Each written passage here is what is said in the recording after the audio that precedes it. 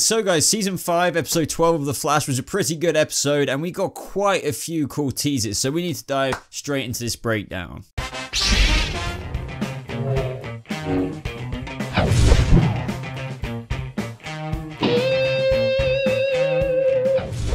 What is up, speedsters? Welcome to a brand new Flash season 5 episode 12 breakdown and review. So this, is my review for episode 12, and it was a cool episode. I wasn't actually expecting a whole bunch just because we've seen footage for this actual episode for the past few weeks, I think well into December. And you know, then we learned one thing after another, like Barry and Iris, weren't traveling to the Flash Museum in terms of, Speed Force, speedster time travel. It was within the memories of Nora, and then we found out that the reverse Flash suit was a mannequin, and it's just little by little bit, I feel like the hype was being taken away from me from this episode, even though I was still expecting some little things here and there, since Barry and Iris were entering Nora's mind. Surely something would have to happen, and that was kind of achieved by Sherlock at the end. I feel like they kind of dumbed Barry down a little bit when he did say, oh, that's Nora's defense mechanism. Do you know what I mean? And then it's like, that should make Barry think, why was that the case? But that, as I said, that was fulfilled by Sherlock.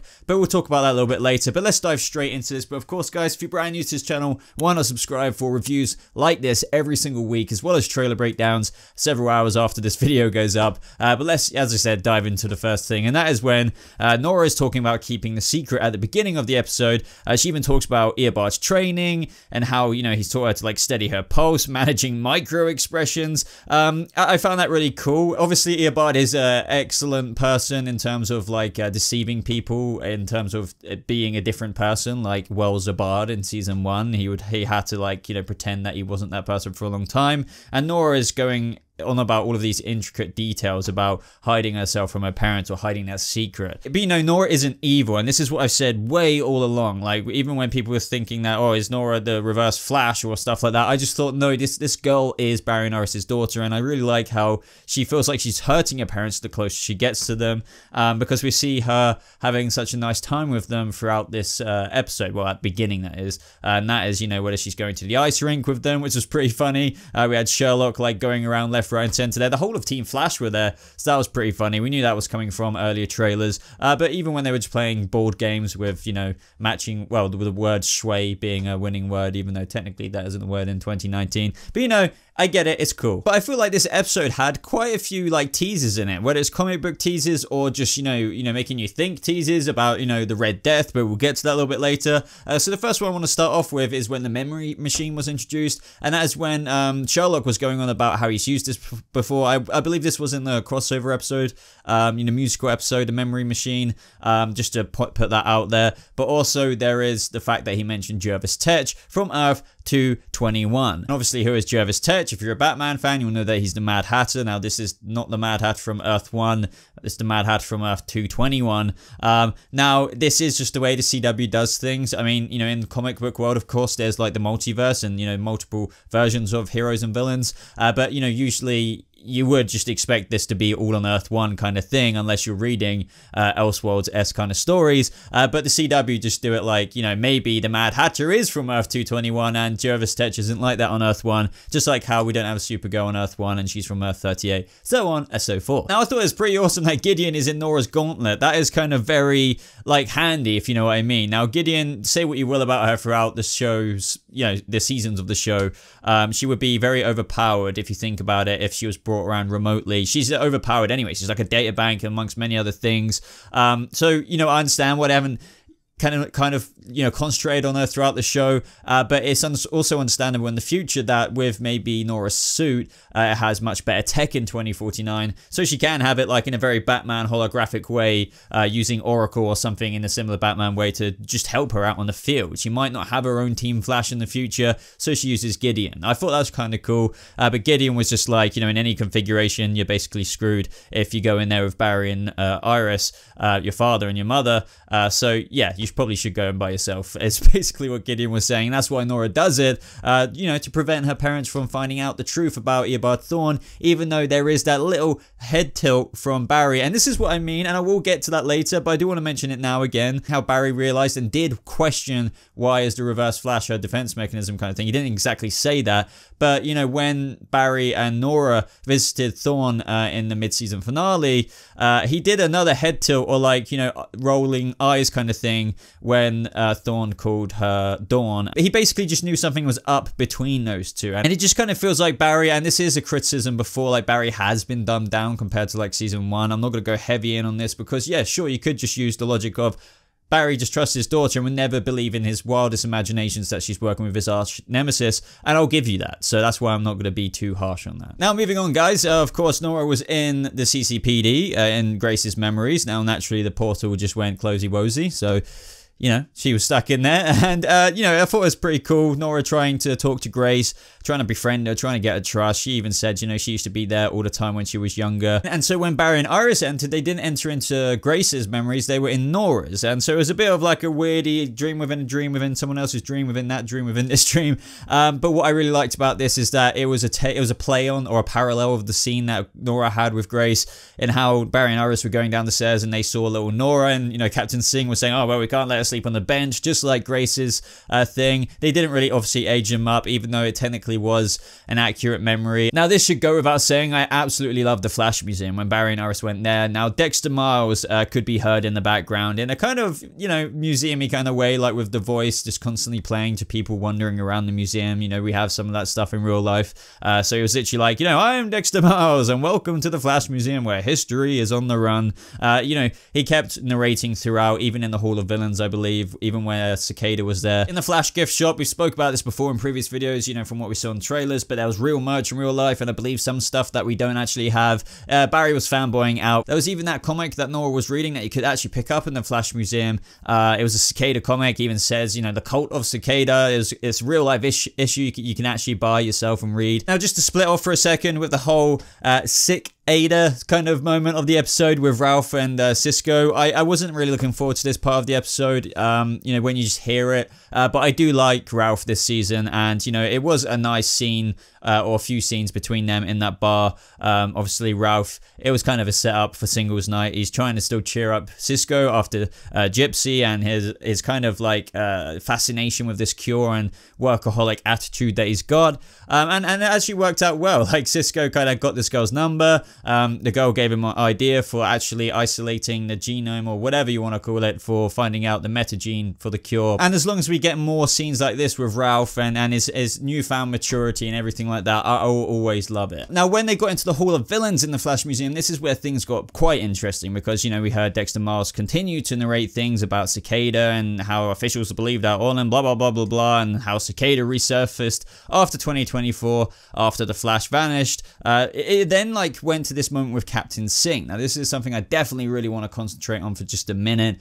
We had Captain Singh, I assume like quite an older version of him, saying, you know, 152 victims and rising. Cicada killed more people than Zoom or even the Red Death. And after this, the Flash's legacy was never the same. And I guess what he means by the latter there is that, you know, the Flash has always been like, oh, what a hero, blah, blah, blah, blah, blah. But after this guy was never caught. He killed 152 people. It kind of tainted the Flash's memory in quite a lot of people's minds, I assume. He's not the golden standard of heroes maybe in Central City anymore. But the Red Death, so that's something I want to talk about as well. So I do truly believe, or have an inkling of belief here, that, you know, in previous seasons we usually get the name drop or some kind of tease for the next villain. So in season 3 with DeVoe, it was like from Abracadabra, it's like Zoom, Thawne, blah, blah, blah, DeVoe, none of them, blah, blah, blah, blah. So insinuating, oh, who's DeVoe? Like, we haven't got to him yet, but Abracadabra's from the future, so we knew what he was on about. Same thing here. I definitely feel like the writers are teasing us that, oh, we're going to do the Red Death at some point. I'm not saying to you guys, oh, next season they're going to have the Red Death villain as the main villain. He could just be coming as a villain in the future, or maybe a half a season villain. But for Captain Singh to mention the Red Death so prominently alongside Zoom and I don't think he said Thawne, but, you know, Cicada, that is big stuff. You wouldn't mention a character's name, an evil person, should we say, or somebody who's caused problems, unless they were significant to compare to. And now, obviously, where was Captain Singh saying this, or when should I say, in the future? So it's still yet to come. Now, obviously, the Red Death, if you know anything about the Red Death, he's essentially... This is what I'm trying to say at the same time. If they actually do this, he's not going to be Batman. It's Batman essentially as a speedster. So put one and one together. If they bring that to the CW's Flash, it's not going to be Bruce Wayne / Batman with the powers of the Speed Force going around like a maniac. Very kind of different. So they will probably twist the origin up. It could still be done in a very cool way, like how this person is granted the Speed Force and does a similar kind of storyline like the Red Death. So they might honestly be teasing us, and I think that's quite a unique way, and it can work. For example, they'll be rebooting the Red Death storyline in live action for the CW's Flash, give him a different sort of origin, but still kind of follow out what the Red Death did, and the principle of the Red Death, rather than obviously just calling Batman as a speedster. So let me know what you thought of that Red Death drop. Do you kind of believe what I believe? They wouldn't have dropped that in there unless they were kind of teasing us, a little fish, or should I say, bait on the fishing line there. I definitely think that it's somewhere in that direction. Now, also at the same time in the Hall of Villains, we got to see an old kind of meaner version of Iris, if you will. Now, this Iris was definitely overboard. It's not like the worst thing in the world. It's, the mum was definitely in the wrong here, but either way, this was false. It was just in the perception of the child's mind. Now, that's completely believable, but really I thought it was nice where we really saw the nice Iris, when they found like the perception filter or whatever it was in their way to get out of this dreamscape, and we saw that Iris is really just nice in the future, and that this kind of really explains everything in the future, what they did in the episode, because Nora explained that and this was a nice ending scene between Nora, and I know I'm jumping there, but it's related, and how she hated Iris because, she was there. She was kind of the only one there. So, and Nora grew up very angry without having a dad and everything like that. So she kind of projected all of that on Iris. And since we were in Nora's memories, that is why we saw this kind of different, actual, opinionated version of. Now, getting towards the end of the review now, I definitely want to talk about Grace getting triggered by finding out that Nora is excess and blah, blah, blah, blah. So Grace, at the end of the day, guys, she believes her uncle Orlin, aka Cicada, is a hero for killing metas. So this is pretty twisted, and I don't know if you noticed, but the Cicada chasing Nora around all episode wasn't Orlin, or should I say Chris Klein's Cicada. It was a female, and that was made very abundantly obvious at towards the end of the episode, where Grace was sat across the table from this female Cicada. So bottom line, guys, when Cicada resurfaces in 2024, which they kind of made prominent throughout the Flash Museum, and how he still kept killing people, I don't believe that is Orlin. I think Orlin might die from his wounds, maybe. That is Grace, who takes over the role of Cicada and goes round and continues her uncle's work, because she believes what her uncle is doing is just by killing metahumans, and probably believes that she needs to do the exact same thing. But how can she operate the dagger? Well, she's got that freaking shard in her brain and blah, blah, blah, so maybe the dagger responds to her as well. And maybe when Chris Klein's Orlin version of Cicada dies, he leaves the dagger to her. Pretty twisted, but you know what I mean. I definitely feel like they're insinuating this, that, Grace is evil in the future, but they've got to try and prevent this somehow in one way or another. Now, I said I'd briefly come back to the whole defense mechanism thing of Nora's being the reverse Flash. Now, I thought it was pretty cool how it wasn't just a mannequin when Barry was getting tackled. That definitely was Tom Cavanaugh under the suit there, blurred, but you can definitely blatantly tell it was him. Now, Barry was just like, oh, that's Nora's defense mechanism. And you would just think, this is a little bit that frustrates me, but as I said earlier, I do want to give credit to the other side of people who are against this, or what I'm saying, and how maybe Barry's just, would never think that Nora would be working with the Reverse Flash. But you do have to kind of put it out there in how, Barry, think about why her defense mechanism would be your arch nemesis. That means he must mean something to her. Now, I can't really fault this fully as well at the same time, on top of what I just said, because they definitely gave it to us through Sherlock saying, so, what was Nora's defense mechanism? And he was just like, it was one of the suits in the Hall of Museums. Mind if you tell me that suit, Barry? Because I think this might be a huge key in what I'm investigating here. And he was just like, just the Reverse Flash suit. And bam, Sherlock is like, aha! Because mix this in with the two handwriting patterns and whoever she's communicating with and blah, blah, blah. Sherlock's investigation is really getting on fire now, because now he's basically probably concluded that she's in communication with the Reverse Flash at some point in time or whatever. Of course, I could not forget this. This episode, they really took quite a big step towards Iris's Central City citizen. They explained this episode how she was trying to make it the Gazette or like the Chronicle, but that's just not available. Almost making, even though you can change the future, but they're trying to put it across to the viewer that you can't, or at least in Barry disappearing, they're trying to make you think that they can't change that future, which is why it's still remaining to be the citizen. But by the end of the episode, Nora did show that example of how, the future is changing because the Central City citizen has been established since 2021 in my timeline,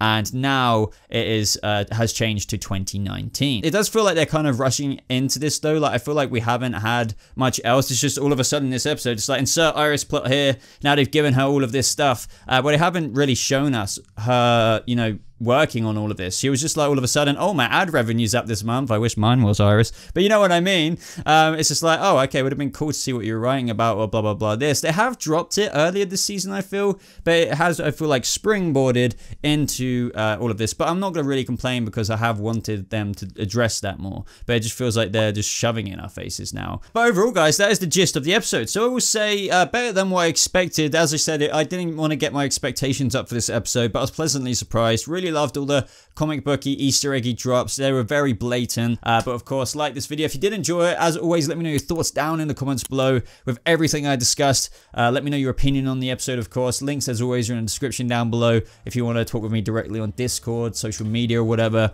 But thank you so much for watching. I hope you guys have a lovely rest of your day. I'll see you speedsters in the next video. Goodbye.